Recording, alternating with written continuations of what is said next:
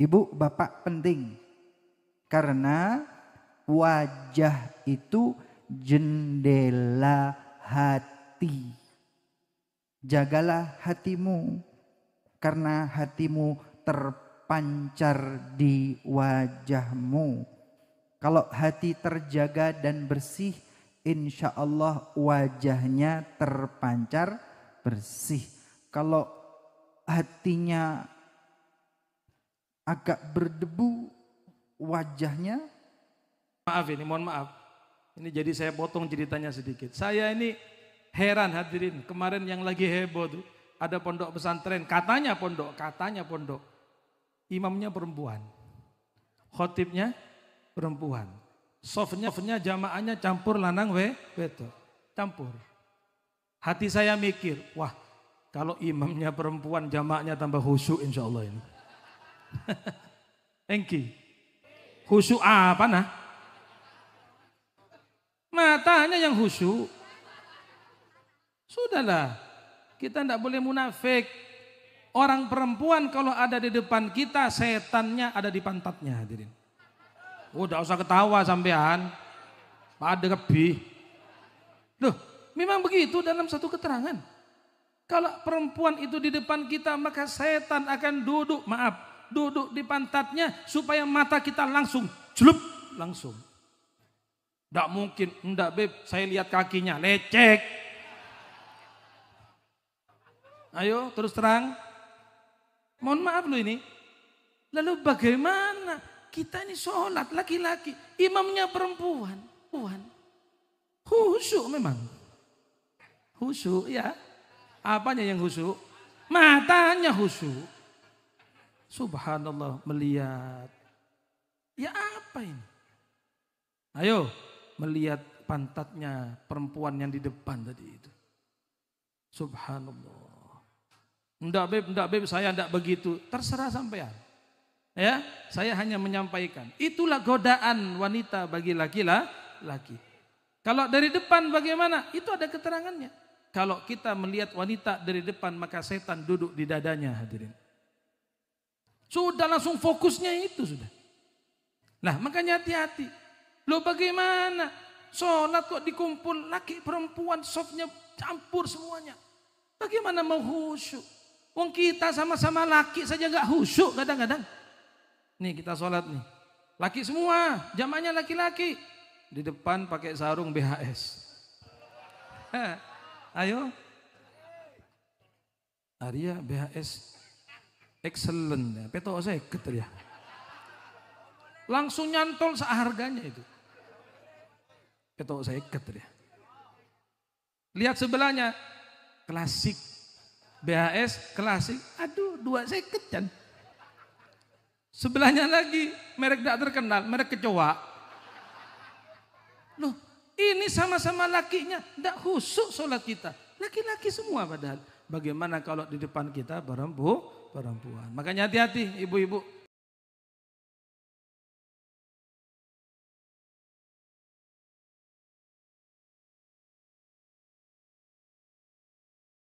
Sallu ala Nabi Muhammad.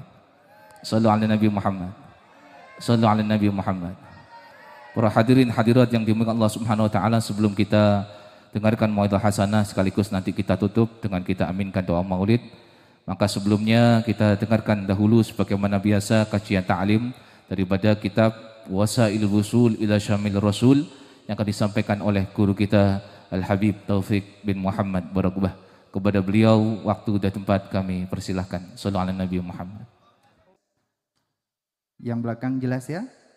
Jelas. Baik, kita akan kaji kitab Wasailul Wusul ila Syama'il Rasul karya Syekh Yusuf bin Ismail Ad-Nabhani Habib Awali. Assalamualaikum warahmatullahi wabarakatuh.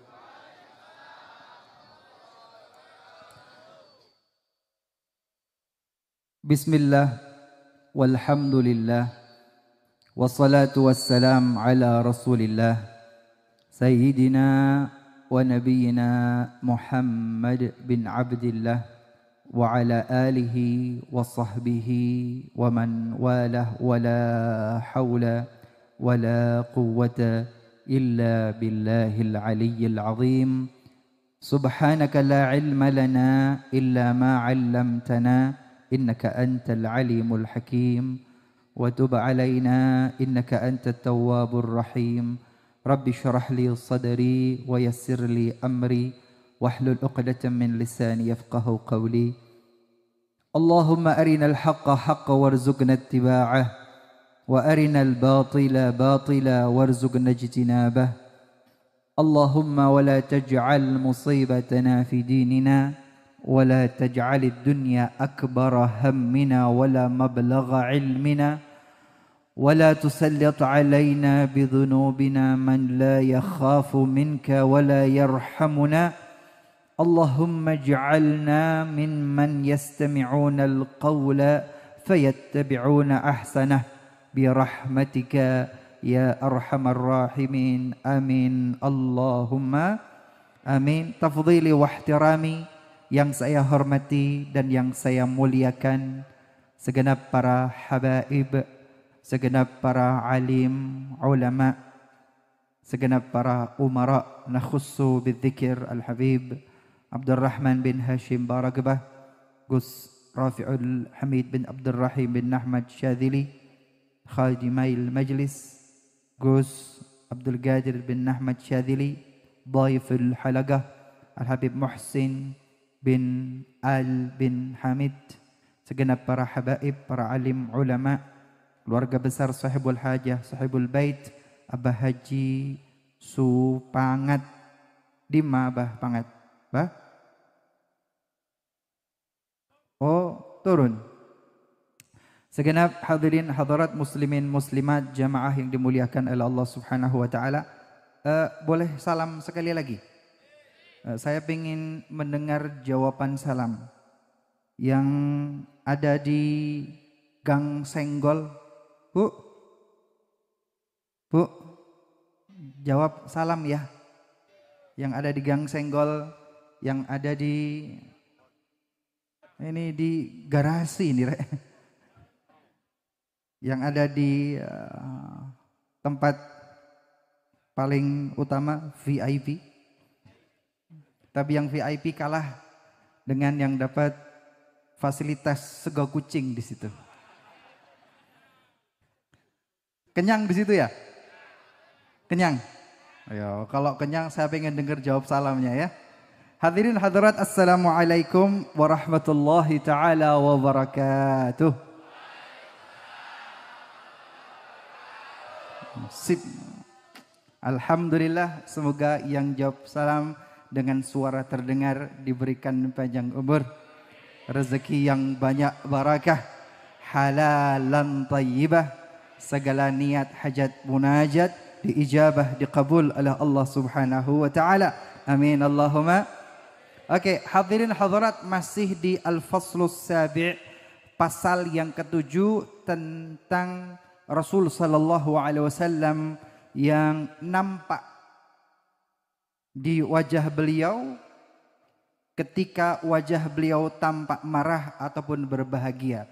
Kemarahan atau kebahagiaan itu terpancar dari wajah mulia beliau sallallahu alaihi wasallam yang sudah kita pelajari, yang sudah kita baca. Pertama, kana Rasulullah sallallahu alaihi wasallam idza ghadiba yura min wajhihi ghadabuhu wa sururuhu. Rasulullah itu tampak di wajahnya ketika beliau marah tidak bahagia, juga tampak di wajah beliau kalau beliau bahagia. Kenapa? Li safai basyaratihi, karena wajah beliau itu wajah yang bersih. Ibu bapak penting, karena wajah itu jendela hati. Jagalah hatimu, karena hatimu terpancar di wajahmu.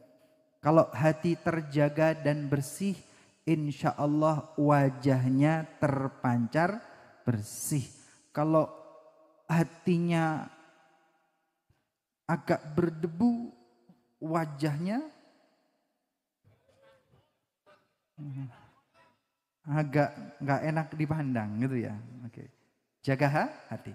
Hadis yang kedua, karena Rasulullah sallallahu alaihi wasallam ab'adan nasi ghadaban wa asra'ahum ridha. Rasulullah itu paling jauh dari kemarahan, tidak mudah marah. Wa asra'ahum ridha, dan Rasulullah cepat ridha. Yang ketiga yang sudah kita baca sallallahu alaihi Nabi Muhammad. Yang ketiga yang sudah kita baca, karena Rasulullah sallallahu alaihi wasallam idza ghadiba li rabbih wa lam yaghdab li nafsihi. Rasulullah kalau memang marah, kemarahan beliau itu karena Allah Subhanahu wa taala, berkaitan dengan agama Allah diusik, Allah Ta'ala diusik, maka itu yang membuat Rasulullah marah. Tapi kalau urusan dirinya pribadi, Rasulullah lebih pandai, lebih bisa mengendalikan diri. Jangan terbalik. Ketika yang diusik agama Allah, yang diusik Rasul utusan Allah, yang diusik Al-Quran, kita mengatakan jangan marah dan sabar. Tapi ketika yang diusik adalah diri pribadi personal, yang diusik kelompoknya, yang diusik atributnya, marahnya luar biasa. Ini fenomena yang zaman sekarang kadang muncul, dan itu kualik, terbalik. Oke, lanjut ya. Sallallahu ala Nabi Muhammad. Hadirin hadirat yang dimuliakan oleh Allah Subhanahu wa taala, hari ini insyaallah 2 hadis saja. Dua hadis insyaallah jadi ilmu yang barakah dan manfaat. Seperti biasa kita baca bersama-sama. Habib lantunkan, seluruh hadirin dan hadirat menirukan. Sudah siap? Siap? Oke. Perdengarkan suaramu. Siap? Oke. Hadis yang pertama. Bismillahirrahmanirrahim. Ayo yang sudah makan sego kucing yang kenceng ya. Bismillahirrahmanirrahim. Kana Rasulullah sallallahu alaihi wasallam idza ghadiba wa huwa qa'imun jalasa wa idza jalisun idtaja'a. Oke, hadis yang pertama malam hari ini. Rasulullah sallallahu alaihi wasallam ketika ada sesuatu yang membuat beliau tersulut emosi dan marah. Dan saat itu Rasulullah sedang berdiri. Datang hal yang membuat beliau marah dan beliau sedang berdiri. Rasul tidak serta-merta mengikuti rasa amarah itu. Bagaimana caranya agar tak mengikuti, tidak tersulut amarah dan emosi?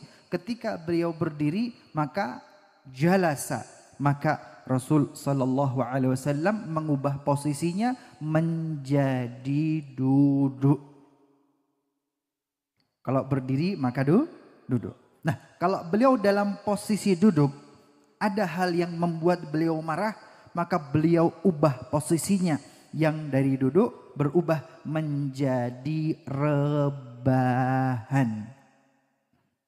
Mengubah posisi supaya emosinya terdam. Ada hadis yang lainnya, kana lagi bismillahirrahmanirrahim. Semuanya, kana Rasulullah sallallahu alaihi wasallam idza ghadiba tawadda'a. Hadis yang kedua, Rasulullah sallallahu alaihi wasallam kalau marah tidak serta-merta amarah diikuti. Apa yang Rasulullah lakukan untuk meredam amarahnya? Tawadda'a. Rasulullah mengambil air wudhu. Oke. Jelas ya? Ibu, Bapak, hadirin, hadirat, ada hal yang ingin Habib sampaikan. Ketahuilah Malang itu terkenal ramah. Alhamdulillah. Malang Raya itu terkenal, ingat, ramah. Jadi orang yang datang berkunjung ke Malang, ia pergi ke Kota Batu, ia staycation di Kota Malang, atau dia pergi ke Bromo lewat kabupaten. Ketika berjumpa dengan orang-orang Malang, ketika kuliner, ketika berada di jalan, mereka selalu mendapati bahwa orang Malang itu ramah dibandingkan dengan kota-kota lainnya. Pak, Bu, pertahankan keramahan ini. Beb, kenapa disampaikan? Iya, beberapa waktu ini keramahan orang Malang itu mulai terkikis dan menurun. Yang dulunya ramah, sekarang mulai muncul dan berubah menjadi marah. Sallallahu alaihi Nabi Muhammad. Pak, Bu, ayo kita jaga bersama-sama. Malang itu bukan marah, Malang itu ramah. Sepakat? Sepakat? Oke, sepakat ya. Beb, keramahan itu di mana, Pak, Bu? Satu yang ingin saya sampaikan. Ini paling penting. Ketika berada di jalan raya, jadilah orang yang sabar dan ramah. Ketika berlalu lintas, jadilah orang yang sabar dan ramah. Siap? Siap? Siap? Sepakat? Kita menjaga lingkungan kita. Kita jaga Kota Malang. Kita jaga Kabupaten Malang. Kita jaga Kota Batu. Semuanya. Jamaah Riyadul Jannah adalah orang-orang yang ramah ketika berlalu lintas. Sepakat? Karena Rasul Shallallahu Alaihi Wasallam sudah memberikan contoh. Sabar. Beb, padat, macet, long weekend. Apa? Opo itu? Long weekend, banyak pengunjung, banyak orang yang datang, kemacetan di mana-mana. Sabar dan ramah. Jalannya sempit, cari parkir sulit, tetap menjadi orang yang sabar dan ramah. Kita jaga, Malang itu bukan marah, Malang itu ramah. Dan Rasul Shallallahu Alaihi Wasallam sudah berikan contoh dan kita sudah baca bersama hadis-hadisnya. Pak, Bu, hadirin hadirat, satu hadis terakhir bersama-sama. Kana, bersama-sama. Kana Rasulullah Sallallahu Alaihi Wasallam idza surra istanara wajhuhu kal qamar. Rasulullah Sallallahu Alaihi Wasallam kalau beliau senang dan bahagia, maka wajah beliau bercahaya laksana bulan purnama. Masya Allah. Sallu ala Nabi Muhammad. Perhatikan, penting ya. Ternyata wajah yang bahagia itu akan bercahaya enak dipandang. Tetapi kalau sedang marah, wajah Rasulullah memerah. Gitu ya. Jadi hati yang bahagia akan terpancar di wajah. Hati yang marah juga akan terpancar di wajah. Hati yang rungkat. Apa? Apa rungkat? Ruwet. Maka tampak dibaca. Bu, Pak, saya tanya, hati jenengan seneng atau rungkat? Ayo wajahnya nih gimana? Coba ya. Bu, Pak, hadirin hadirat, kita coba ya. Bahwa ketika hati bersedih, hati sumpek, hati marah, wajah itu tidak enak dipandang. Sebaliknya wajah yang bahagia, wajahnya enak dipandang. Ayo coba bersama-sama. Sekarang saya pengen hati, saya nggak tahu isi hati panjenengan. Dalamnya lautan bisa diukur, dalamnya hati sampean, siapa yang tahu. Tapi coba, itu kita tersenyum. Coba ya.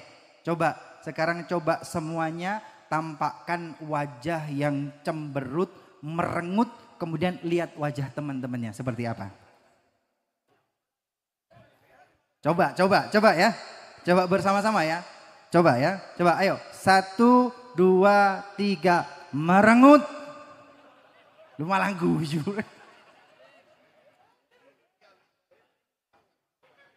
Ayo. 1, 2, 3. Cemberut. Nggak bisa. Nggak bisa. Waduh. Ya wes. Kalau nggak bisa merengut, nggak bisa cemberut. Ya sudah, bahagia hatinya. Hatinya bahagia. Coba sekarang kalau hati sedang bahagia, tampakkan senyummu yang paling indah. 1, 2, 3, mesem. Alhamdulillah. Hadirin hadirat, alhamdulillah. Semoga rasa bahagia di hati ini senantiasa terjaga dalam hati kita. Ulangi, tersenyumlah agar hatimu bahagia.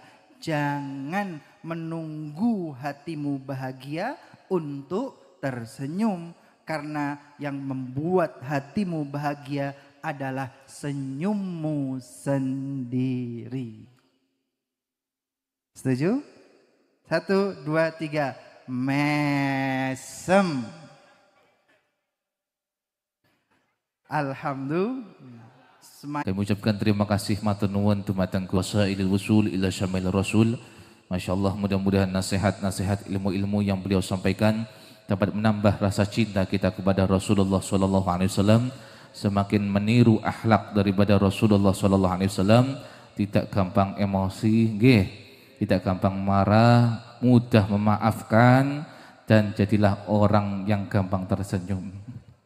Tersenyum niku boten mesem-mesem menang-menang mesem boten. Nggih, atine kudu seneng, terus wajahnya ceria. Ngoten lah, seneng lah, nggih, sallallahu alaihi Nabi Muhammad. Mudah-mudahan kita semuanya bisa niru akhlak, adab, perilaku, tata krama daripada Rasulullah sallallahu alaihi wasallam.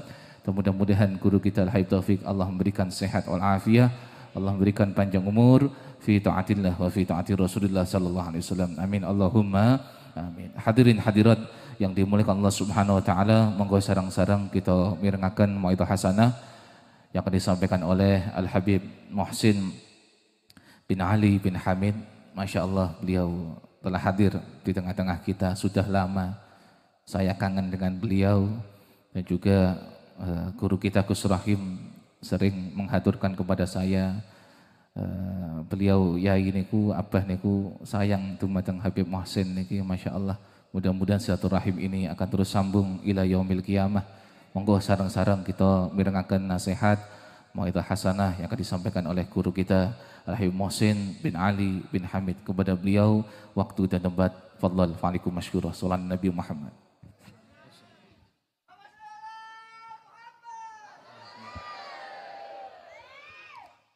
Bismillahirrahmanirrahim. Assalamualaikum warahmatullahi wabarakatuh. Alhamdulillah wassalatu wassalamu ala Rasulillah Sayyidina wa maulana Muhammad bin Abdullah wa ala alihi wa sahbihi wa man walah. Amma ba'du. Para habaib yang kami hormati, para kiai, para asatidz, wabil khusus Al-Habib Abdurrahman Barakbah Gus Rafiq, dan semuanya yang tidak bisa disebutkan satu persatu nama-nama beliau. Kita doakan mudah-mudahan para habaib, para ulama, para kiai semuanya panjang umur, sehat walafiat. Amin. Ini sekarang sudah jam 11 kurang 10 menit ini. Lanjut apa enggak ini? Ada yang bisa bahasa Madura?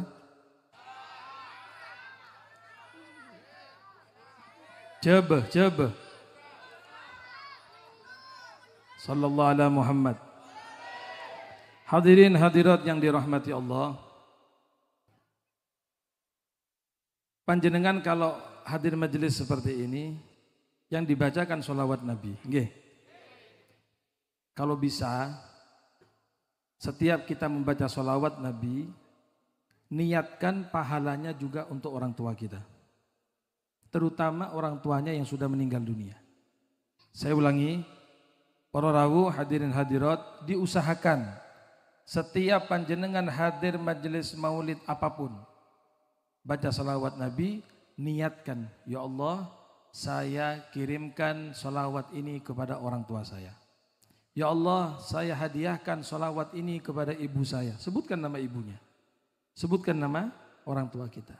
Baik yang masih hidup, apalagi yang sudah meninggal dunia.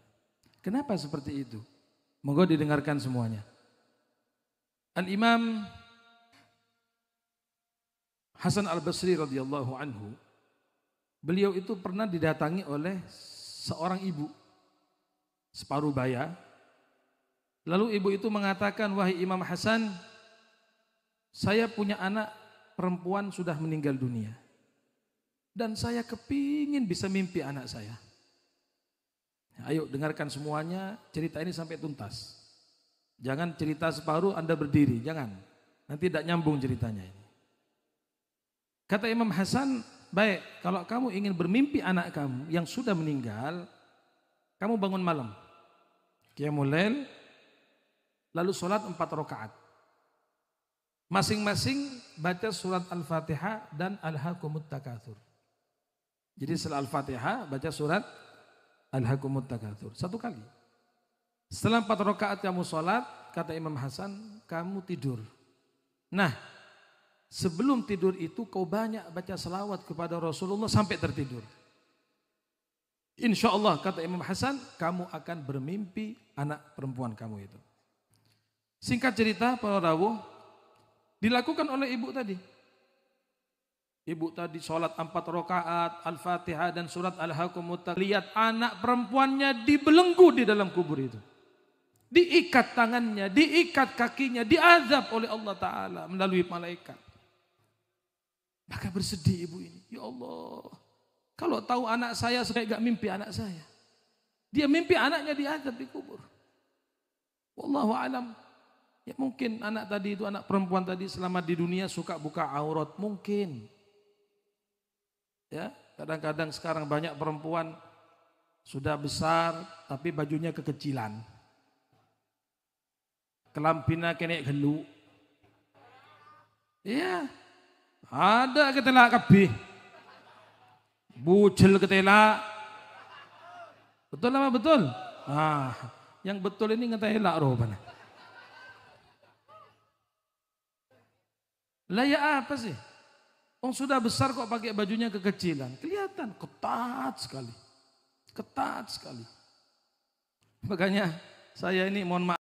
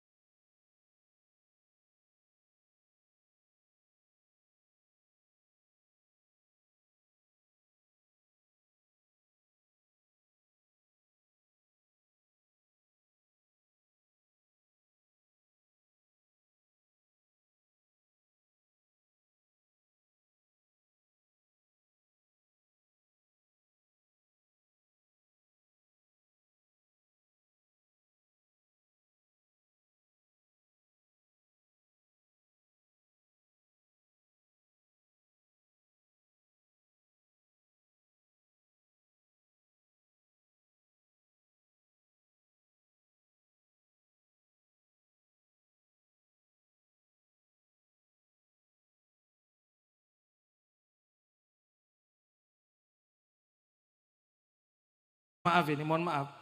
Ini jadi saya potong ceritanya sedikit. Saya ini heran hadirin, kemarin yang lagi heboh tuh, ada pondok pesantren, katanya pondok. Imamnya perempuan, khotibnya perempuan. Softnya jamaahnya campur lanang beto. Campur. Hati saya mikir, wah kalau imamnya perempuan jamaahnya tambah khusyuk insya Allah ini. Engki. Khusyuk apa nah? Matanya yang khusyuk. Sudahlah, kita tidak boleh munafik. Orang perempuan kalau ada di depan kita, setannya ada di pantatnya hadirin. Udah usah ketawa sampean. Pada lebih. Loh, memang begitu dalam satu keterangan. Kalau perempuan itu di depan kita, maka setan akan duduk di pantatnya supaya mata kita langsung celup langsung. Tidak mungkin, enggak beb, saya lihat kakinya, lecek.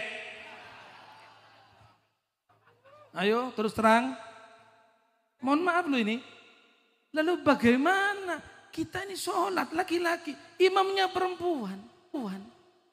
Khusyuk memang. Khusyuk ya. Apanya yang khusyuk? Matanya khusyuk.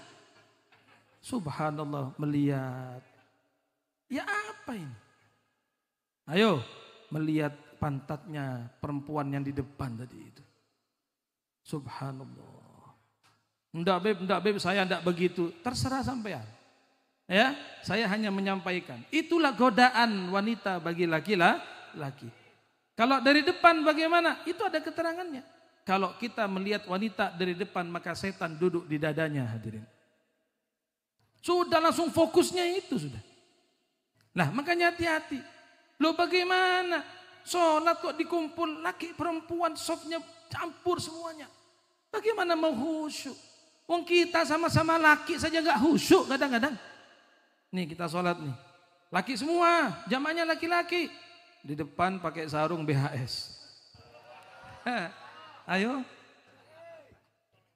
Arya BHS excellent ya. Peto saya keter ya. Langsung nyantol seharganya itu. Peto saya keter ya. Lihat sebelahnya. Klasik. BHS klasik. Aduh 2 seket kan. Sebelahnya lagi merek tidak terkenal, merek kecoa.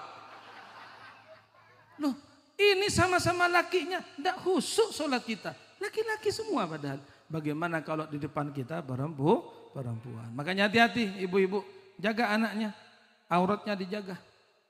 Apa sampean tega seorang ibu membiarkan anaknya membuka aurat, yang mana aurat yang terbuka dari anak perempuan Anda, itulah yang akan menjadi bahan bakar api neraka. Apakah ibu tega punya anak perempuan yang dicintai, yang bahkan dipergunakan semuanya untuk anak kita, lalu ternyata anak kita biarkan menjadi hatobu jahannam, bahan bakar api neraka jahannam? Kalau Anda tidak mau, maka mulai sekarang ajarkan anak kita untuk menutup aurat.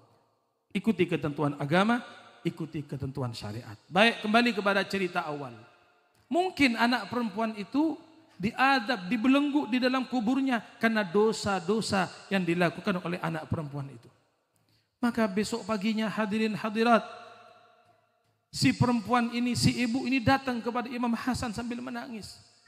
Wahai Imam Hasan, saya sudah bermimpi anak perempuan saya.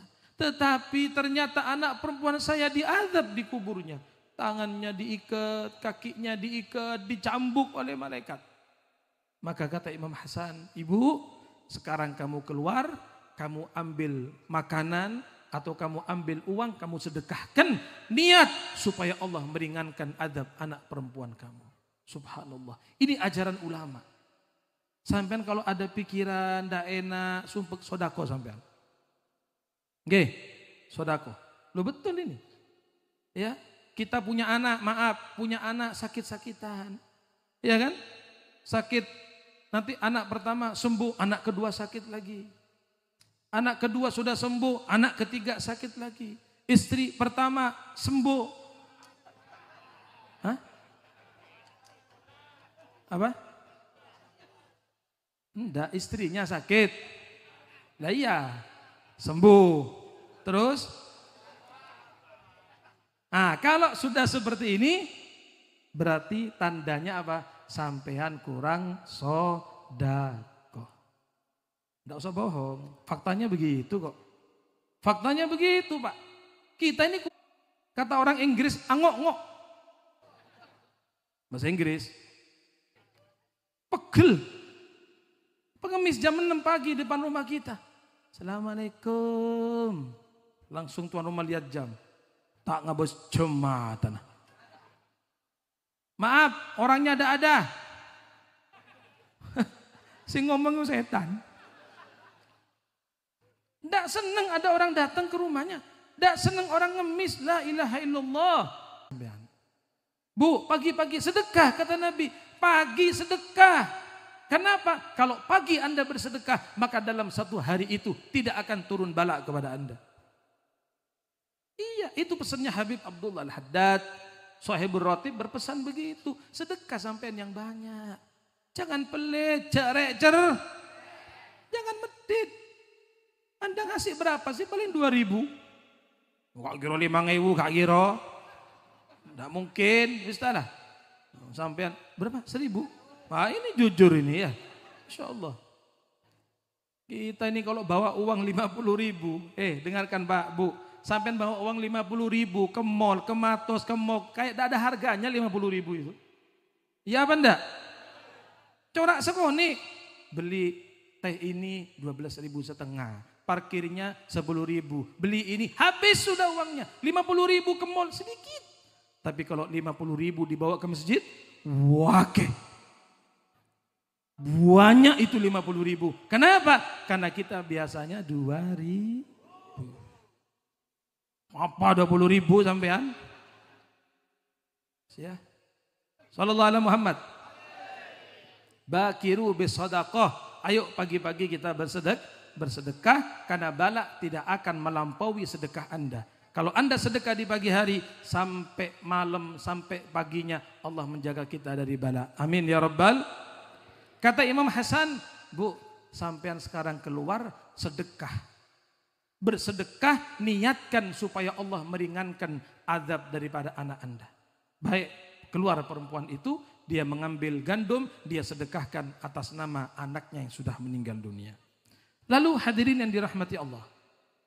Malam harinya giliran Imam Hasan yang bermimpi. Imam Hasan ini bermimpi ka'annahu fil jannah. Seakan-akan beliau di surga. Indah pemandangannya. Ya, mala ainun ra'at wala udhunun sami'at wala khatara ala qalbi bashar. Itulah surganya Allah. Insyaallah kita menjadi ahli surga semuanya. Amin. Lalu beliau melihat di surga itu ada seorang wanita yang cantik. Dia duduk di atas permadani yang indah. Maka Imam Hasan melihat ada perempuan begitu, beliau akan menjauh. Karena tidak kenal sama perempuan itu.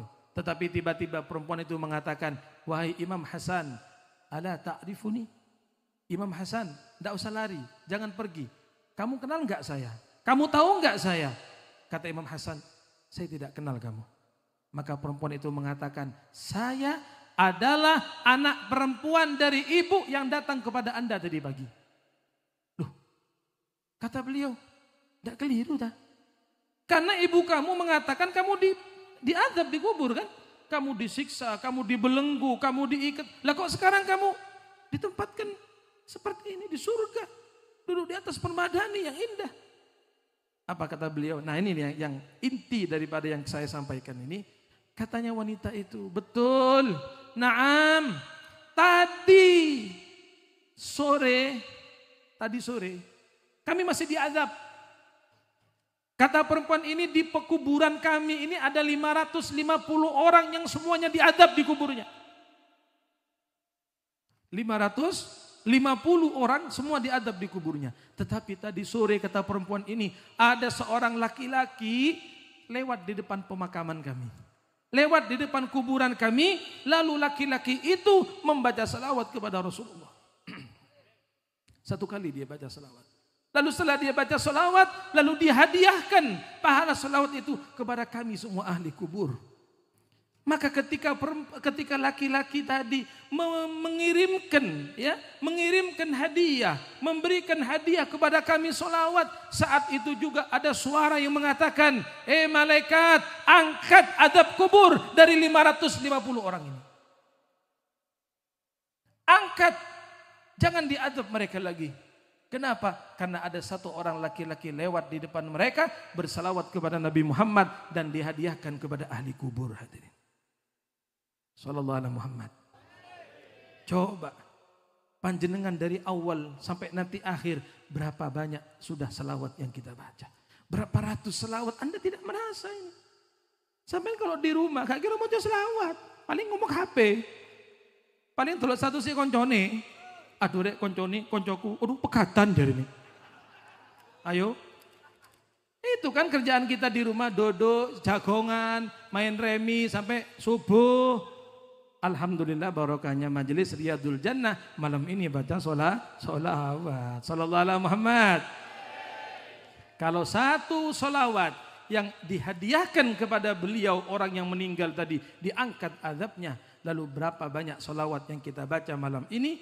Maka jangan lupa hadiahkan solawat kita kepada orang tua kita. Tidak usah pakai bahasa Arab, tidak apa-apa. Bahasa Indonesia, yang Jawa bahasa Jawa, yang Madura bahasa Madura. Ya Allah kusteh, misalnya bahasa Madura ini. Ya Allah kusteh, kula semangkin hadir majelis Riyadul Jannah kusteh, kula maca selawat dek Kanjeng Nabi kusteh, sampai akhir selawat kula dek ibu kula sebutnya mana, dek bapak kula sebutnya mana. Paham ke? Yang orang Jawa insya Allah paham juga. Iya, sampaikan, hadiahkan. Satu kali salawat diangkat adabnya, apalagi 1000 salawat, Masya Allah. Sallallahu alaihi Muhammad. Sallallahu alaihi Muhammad. Baik, yang terakhir saya tidak mau lama-lama, waktu juga sudah malam. Bapak Ibu yang dirahmati Allah, saya mau menyampaikan satu hal. Anda jangan pernah jauh dari ulama, jangan jauh dari habaib. Betul apa enggak? Setuju apa enggak ini? Jangan jauh dari ulama, jangan jauh dari anak cucu Nabi Muhammad. Beliau berdua, para habaib, ahlul bait dengan ulama itu satu. Yang satu mewarisi darah Nabi, yang satu mewarisi ilmu Nabi. Apa yang mau dipertentangkan? Apa yang mau diperdebatkan lagi? Kenapa ada usaha membenturkan antara kiai dengan habaib? Kenapa ada orang ingin membenturkan antara ulama dengan habaib? Tapi alhamdulillah majelis Riyadul Jannah insya Allah semua cinta kepada ulama, cinta kepada ahlul bait, cinta kepada orang soleh. Amin ya rabbal. Jangan terpengaruh dengan siapapun. Jangan terpengaruh dengan siapapun yang berusaha memecah belah antara ulama dan habaib. Setuju? Betul apa betul? Baik. Sampean cinta kepada ulama, cinta kepada anak cucu Nabi. Ada satu syair ini ya. Wafaza kalbun bihubbi ashabi kahfin. Fakaifa ashqa bihubbi ali Muhammadi. Faza kalbun bihubbi ashabi kahfin. Fakaifa ashqa bihubbi ali Muhammadi. Ada seorang penyair berkata, anjing saja yang namanya Kitmir itu beruntung dia masuk surga dia berkat cinta kepada ashabul kahfi. Anjing yang kita tahu itu binatang najis, tetapi karena dia cinta kepada orang soleh, akompol sareng ashabul kahfi, maka dia menjadi satu-satunya anjing yang masuk surga. Hadirin. Jadi sampean semua nanti kalau masuk surga kelihatan anjing, itulah anjing ashabul kahfi, satu-satunya anjing yang masuk surga. Kitmir namanya itu. Anjing saja beruntung karena cinta kepada ashabul kahfi. Fakaifa ashqa katanya. Bagaimana aku akan celaka bihubbi ali Muhammadi dengan cinta kepada keluarganya Nabi Muhammad. Anjing jadi beruntung masuk surga. Anjing jadi beruntung masuk surga dengan cinta kepada orang soleh. Bagaimana aku, kata beliau, cinta kepada keluarga Nabi. Bagaimana aku akan binasa, bagaimana aku akan rusak kalau aku cinta kepada keluarga Nabi. Maka jangan dipisahkan.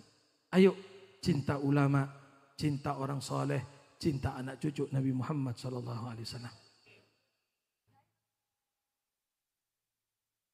Al-Mukarram Syekh Muhammad Hashim Asy'ari, Mbah Hashim Asy'ari. Beliau ada satu kitab yang beliau karang, judulnya Irsyadul Mukminin. Di situ beliau, kita tahu siapa Mbah Hashim Asy'ari. Beliau adalah pendiri Nahdlatul Ulama, organisasi terbesar di dunia. Alhamdulillah. Mbah Hashim Asy'ari itu punya kitab judulnya Irsyadul Mukminin. Dalam kitab itu beliau menukil kisah dari Imam Sya'bi, yaitu kisah bagaimana penghormatan ulama kepada Ahlul Bait dan Ahlul Bait kepada ulama. Yaitu kisah yang cukup masyhur antara sahabat Zaid bin Thabit dengan sahabat Abdullah bin Abbas. Tidak apa-apa, mungkin Anda pernah mendengar cerita ini, tapi saya sampaikan lagi. Zaid bin Thabit itu para rawuh, beliau adalah sekretarisnya Rasulullah, katib Rasulullah. Beliau sekretarisnya Nabi. Bahkan bisa dikatakan sekretaris pribadi. Nabi punya banyak juru tulis, tapi juru tulis yang paling dekat adalah Zaid bin Thabit, ulama. Suatu saat Zaid bin Thabit ini, setelah beliau mensolati ibunya yang meninggal dunia, beliau akan naik bagol. Bagol itu di bawahnya kuda. Di bawahnya kuda. Beliau mau naik begini, maka Abdullah bin Abbas, misanannya Rasulullah, tahu ada Zaid bin Thabit, maka beliau berlari memegang akan tali daripada bagolnya. Supaya bagolnya enggak bergerak-gerak, dipegang. Supaya Zaid bin Thabit naik, dipegang. Lalu apa katanya Abdullah bin Abbas? Hakadha umirna bi ulama'ina. Beginilah kami diajarkan oleh Rasulullah untuk berbuat kepada ulama kami. Anda orang alim, wahai Zaid. Anda orang alim, Anda dekat dengan Nabi Muhammad. Mari saya pegangi, ayo naik, saya pegangi. Subhanallah. Lalu Zaid mengatakan apa? La, jangan Ibn Abbas, ya ibna ammi Rasulullah. Misananya Rasulullah, jangan, tidak usah. Tetap Ibn Abbas memegangnya akan tali bagalnya. Akhirnya apa yang terjadi? Zaid bin Thabit mengambil tangan Abdullah bin Abbas, mencium tangannya Abdullah bin Abbas. Lalu mengatakan, hakadha umirna bi ahli baiti nabiyina. Beginilah kami diperintah kepada anak cucu, kepada keluarga Nabi kami. Dicium tangannya Abdullah bin Abbas. Paham hadirin? Tidak ada apa-apa. Saling menghormati satu dengan yang lain. Saling cinta satu dengan yang lain. Saling menghargai satu dengan yang lain. Itulah para ulama. Itulah para ahlul bait. Mereka semua mewarisi dari Nabi Muhammad SAW. Mudah-mudahan kita semuanya dikumpulkan dengan anak cucu baginda Rasulullah. Para kiai, para ulama yang hadir bersama kita ini, insya Allah doakan beliau-beliau semua panjang umur, sehat walafiat. Doakan guru-guru kita semuanya sehat walafiat. Wabil khusus guru kita Al-Ustaz Al-Habib Saleh bin Ahmad Al-Idrus, insya Allah beliau panjang umur, diangkat penyakitnya oleh Allah, diberikan kesembuhan yang sempurna oleh Allah. Amin amin ya rabbal alamin. Insyaallah kita semua berada di jalan yang diridhai oleh Allah, di jalan yang diridhai oleh baginda Rasulullah sallallahu alaihi wasallam. Amin amin ya rabbal alamin. Hadza minni wa lafu minkum. Assalamualaikum warahmatullahi wabarakatuh. Afwan.